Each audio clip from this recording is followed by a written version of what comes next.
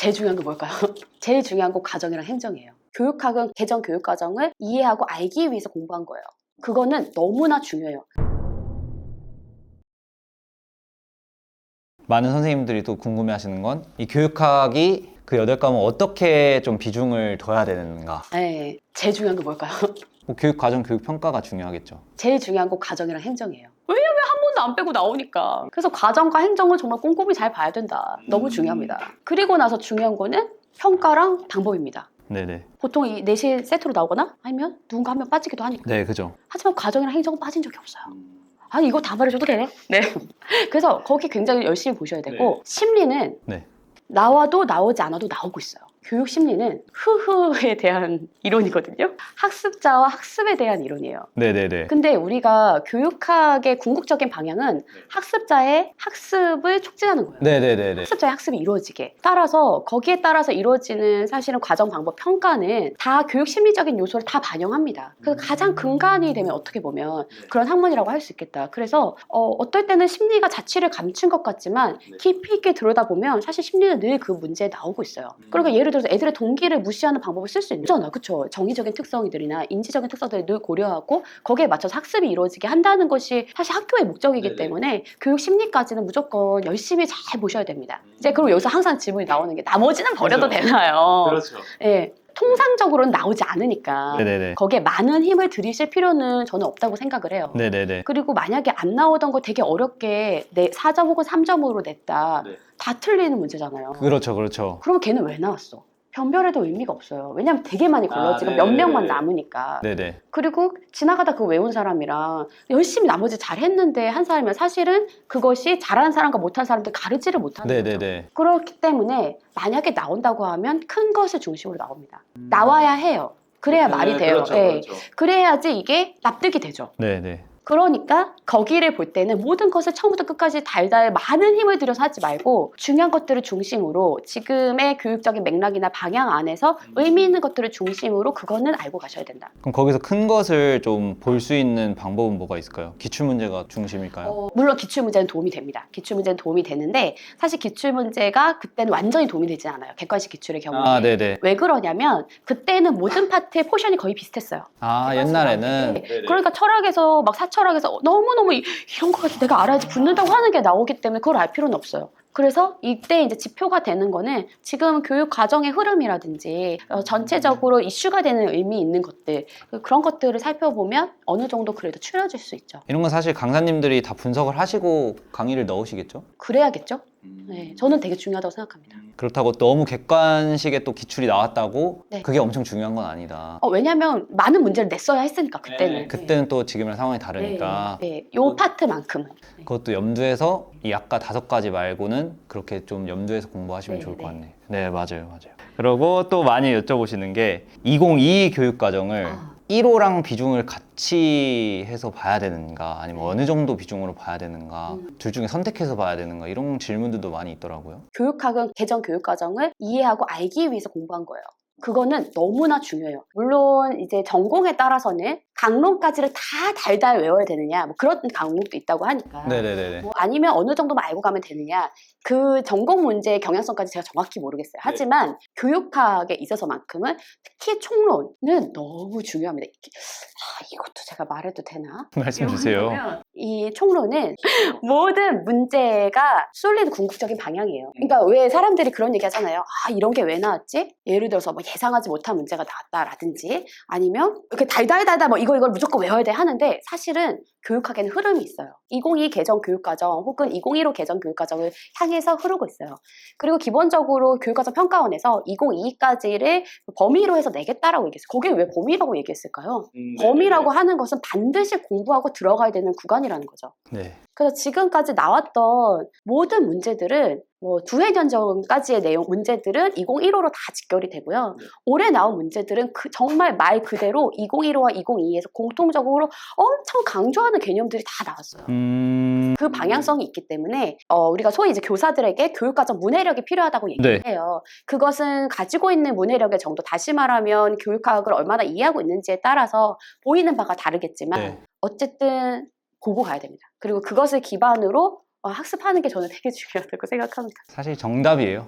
보고 가는 게 그죠? 저는 핵심이라고 생각합니다. 그리고 전공과 교육학 공부 비중은 네. 어떻게 생각하세요? 선생님은 사실 교육학을 가르치시니까 네. 교육학을 더 많이 공부해야 된다 생각하세요? 아니 저는 그 얘기를 하는데 거의 요단강이다. 건너지 말아야 되는 선이 있어요. 네네. 왜냐면 와, 교육학이 막 선생님들이 너무 재밌다는 거예요. 그죠, 그죠. 선생님도 이제 계속 보고 싶은 거죠. 다른 네네네네. 인고시에 재미는 별로 없잖아요. 이 수업은 재밌으니까. 그래서 보고 싶고 이거 잘하고 싶고. 그래도 1, 2월 기준 5대5는 절대 넘으면 안 된다. 1, 2월에도 1, 2월에도 5대5는 넘으면 안 된다. 아, 내가 진짜 저는 교육학 똥 멍충인데 전공은 좀 알아요. 그러면 이제 6대4까지 제가 잠깐만 유예기를 줄 수 있습니다. 그렇지만 그 이상은 절대 요다가 넘으면 죽음이에요.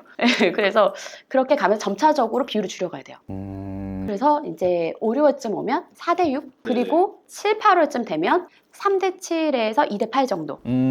그리고 그 비율을 그대로 유지. 그러니까 너무 또 버리면 안 되니까. 절대 안 됩니다. 그리고 또 이제 어떤 의미가 있냐면 이제 교육 심리 쪽에서 우리가 강조하는 학습이 잘 되는 방법에서 스페이싱 효과라는 걸 얘기해요. 네. 아, 네네. 간격을 두고 계속해서 그걸 반복해야 돼요. 그리고 리트리버를 한다. 계속 꺼내는 거. 아, 네네네. 스페이싱하고 리트리버리라고 하는 간격을 두고 계속적으로 공부하는 거, 그리고 리트리버리라고 하는 그 계속 꺼내기, 인출의 학습을 하는 것이 모든 학습을 효과적으로 하는, 다 장기 기억으로 만들면서도 이것을 잘 꺼낼 수 있도록 하는 가장 기본의 메커니즘이에요.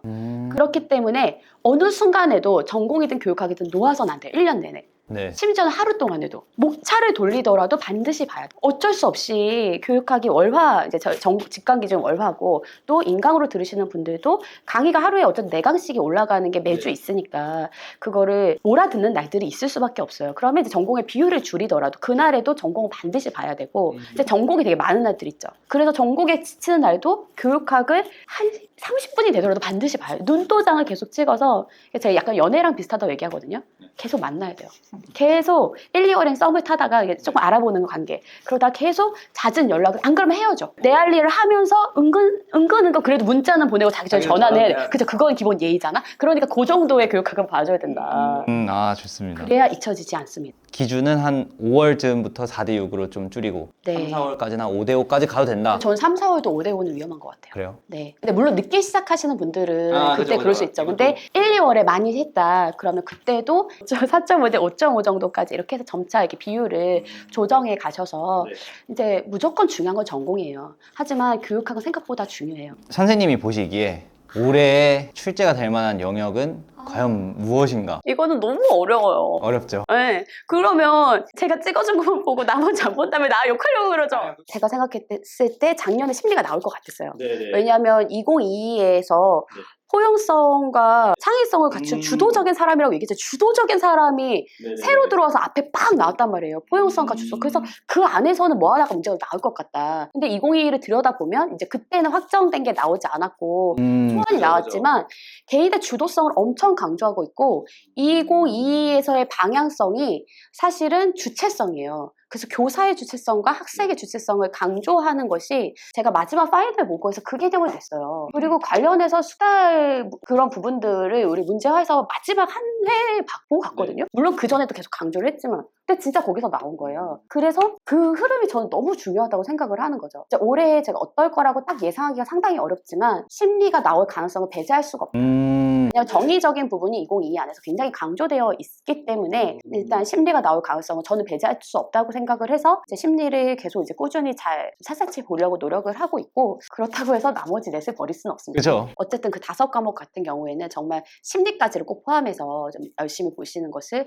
추천드립니다. 그러니까 심리를 너무 중요성에서 배제하셨던 분들은 네. 그거 중요도를 조금은 올리시는 게 네, 왜냐하면 많은 분들이 4과목을 보고 간다고 얘기하거든요. 네, 그러더라고요. 그게 많이 먹혔죠. 두 해는 그렇게 연달아서 나왔으니까 그 다음에 해도 그러라는 보장은 없어요. 되게 열심히 4개를 팠는데 나머지에서 4점이나 3점이 나와. 그러면 어떡합니까? 보통 근데 4점이 나오거든요. 왜냐하면 행정이 계속 3점짜리니까.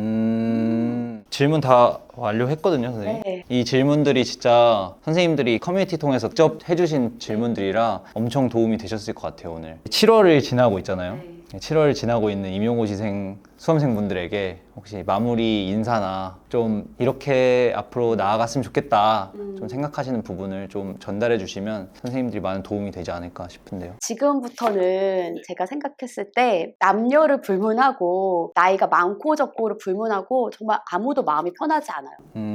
굉장히 불안하고 굉장히 걱정이 많고 정말 수많은 염려 때문에 삶이 잠식당할 수준이 됩니다. 그리고 우리의 인간의 에너지라는 거 되게 한정적이기 때문에 그런 것에 에너지를 쓰고 공부에 또 에너지를 쓰고 나면은 절제력이나 조절 능력 자체가 엄청 적어져요. 그래서 많이 싸우게 돼요. 주변 인물들과. 연인과도 많이 싸우게 되고 부부끼리도 많이 싸우게 되고 괜히 애를 잡게 되고 뭐 이런 일이 되게 많이 있는데 일단은 주변에 양해를 좀 구하시고 미안해 나도 내가 나 같지가 않네 이렇게 양해를 좀 구하시고 그리고 다른 거를 다 배제하신 다음에 딱 이것을 생각하세요. 가능한 삶을 단순화시켜서 내가 경쟁률이 나오고 막 이렇게 하면서 굉장히 불안하고 힘들어질 때 그런 것들에 휘둘리지 마시고 한 명을 뽑아도 그 자리가 내가 될 것이다. 내가 되게 하겠다. 할 수 있어서 되는 게 아니고 해야 하기 때문에 하겠다라고 생각을 하면서 몰입하셨으면 좋겠다. 그 또 하나는 이제 멘탈이 무너지기 때문에 나도 모르게 막 모고를 보면서도 막 눈물이 나와요.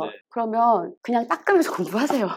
계속 눈물을 닦으면서 안 보여. 그러니까 눈물을 닦으면서 계속 무조건 한다. 그래서 기본은 매일매일의 시간을 꾸준하게 채워가는 거예요. 아무 공부를 하지 않고 시간을 보내지 않았는데 붙을 수는 없습니다. 우리의 되게 중요한 인생의 과업을 운에 맡겨서 갈 수는 없는 것이고 내가 할 수 있는 최선을 다해서 어떤 후회가 남지 않게 늘 뭐 너무 식상한 얘기일 수도 있지만 그래서 그 후회가 남지 않게 하되 너무 이것을 반드시 해야 된다고 생각하기보다는 그냥 눈물을 닦으면서라도 매일 하기로 한 것들을 꾸준히 채워간다 라고 하면서 가시면 그래도 많은 성장과 성취가 있을 거라고 생각을 합니다.